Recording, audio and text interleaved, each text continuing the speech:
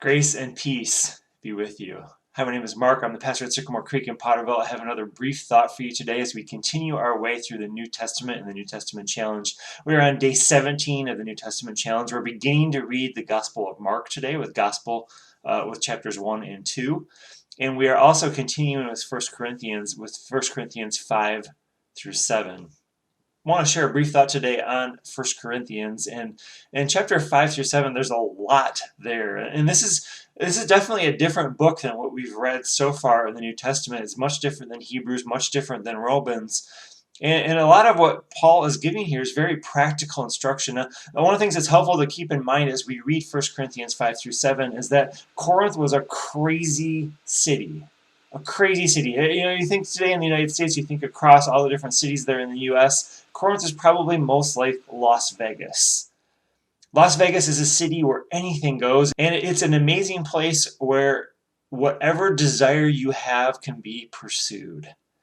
Now imagine that you were a Christian in Las Vegas. How would you live? How would you act? How would you show that you were a follower of Christ?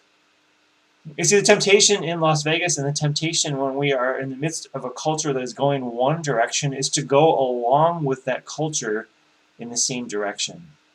And what's clear in Paul's letter to the church at Corinth is that at times the church there was just going along with the culture. And so what Paul is reminding them of, and what Paul is reminding them of specifically in our reading today, is how to be different. How not to be different just for difference sake, but how to follow God faithfully as a church when everyone around you is doing something else. You see, there's freedom that we have through Christ. There's a lot of things that we can do.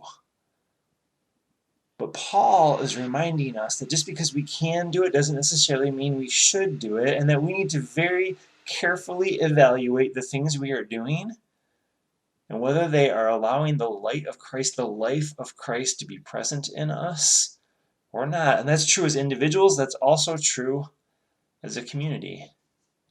And today, as you read this passage, may you think about your own life. May you think about the things that are present in our culture and whether you are living more like the world around us or living more into the life that we have through Christ. God's grace and peace be with you.